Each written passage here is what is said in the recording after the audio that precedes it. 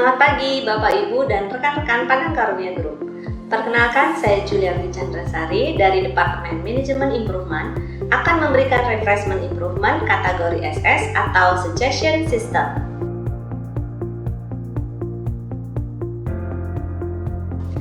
Sebagaimana kita ketahui, continuous improvement merupakan bagian penting dalam suatu perusahaan untuk tetap bertahan dalam bisnisnya dengan melakukan berbagai inovasi baik produk, jasa, maupun proses produksinya.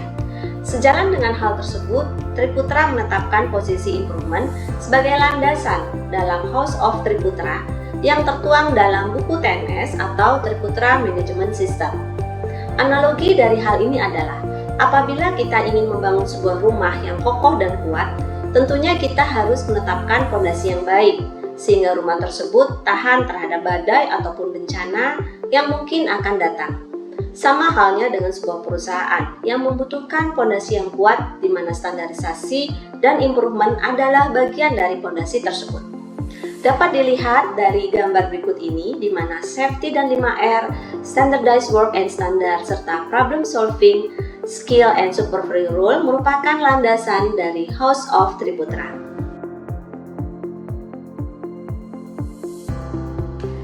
Selanjutnya berbicara mengenai framework dari standarisasi improvement management.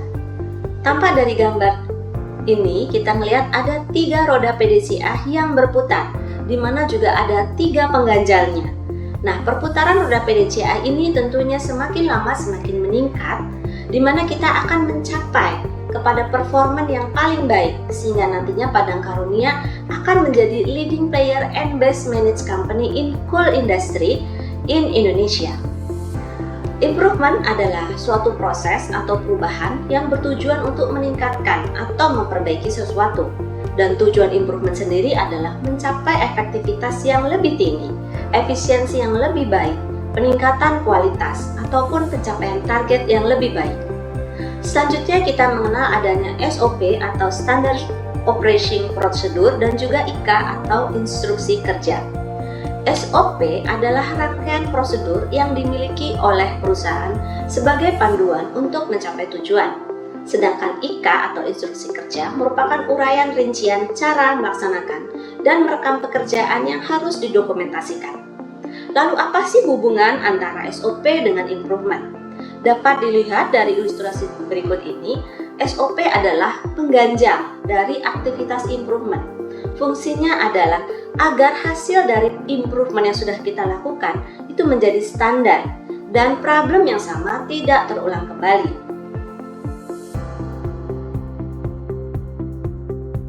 Selanjutnya masuk ke kategori atau tools dalam improvement. Ada bermacam-macam tools dalam improvement, baik perorangan seperti SS dan PPS, serta kelompok atau gugus seperti QCC, QCP maupun TEX. Dalam gambar ini dijelaskan bahwa setiap level, mulai dari operator hingga CEO, wajib melakukan improvement. Misalnya untuk level operator adalah wajib di improvement kategori SS, QCC, dan juga QCP. Sedangkan untuk level CEO ada di kategori Activity Management dan TEX.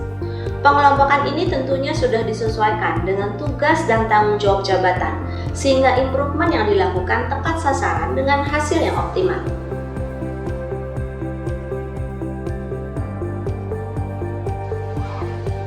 Berikut ini adalah penjelasan mengenai Suggestion System atau SS, yaitu improvement atau perbaikan yang dilakukan secara individu dan penerapannya terkait meningkatkan internal control, produktivitas, kualitas, ataupun menurunkan biaya atau CRP. SS bersifat quick action atau tindakan yang cepat, bisa langsung dilakukan dengan metode pemecahan masalah yang tidak rumit. Permasalahan yang ditangani lebih sederhana dan dapat diatasi sendiri, tidak membutuhkan waktu lama untuk implementasi dan approval atasan secara langsung. Jadi teman-teman yang akan membuat SS, kita bisa melihat ke KPI kita masing-masing. Mana KPI yang tidak mencapai target, yang terjadi masalah, lalu kita bisa segera melakukan perbaikannya. Waktu yang dibutuhkannya pun cukup cepat, tidak perlu kita melakukan berbulan-bulan dengan investasi yang besar. Apabila teman-teman ada masalah atau ada yang ingin disampaikan lagi untuk didiskusikan, bisa berhubungan dengan teman rekan kerja ataupun atasan langsung.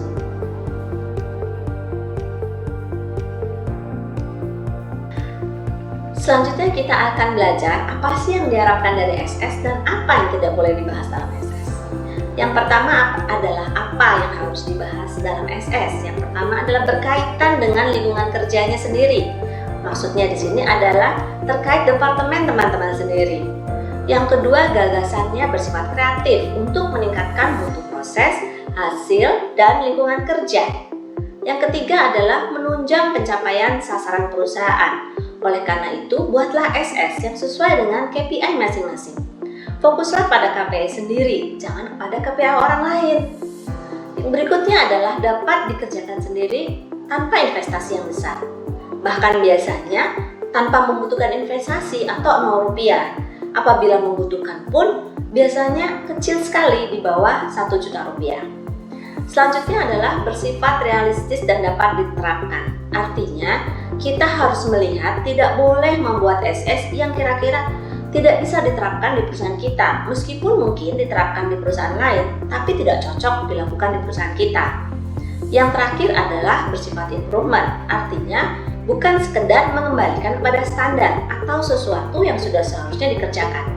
Misalnya kita mempunyai tugas untuk membersihkan meja kerja kita. Nah, itu sudah menjadi tanggung jawab kita. Namun, apakah kita melakukan level up atas pekerjaan tersebut, misalnya lebih cepat, lebih efisien, baru itu boleh di-SS-kan. Kemudian apa sih yang tidak boleh dibahas dalam SS? Misalnya penggajian, promosi, mutasi, demosi, kompensasi, fasilitas, pangkat dan jabatan, perburuhan, atau mungkin ingin mengubah peraturan perusahaan. Misalnya ingin membuat SS mengubah jam kerja, masuk jam 9, pulang jam 2. Tentu tidak bisa ya teman-teman. Oke teman-teman, hari ini berakhir sudah sesi 1. Kita akan kembali lagi pada sesi berikutnya. Terima kasih.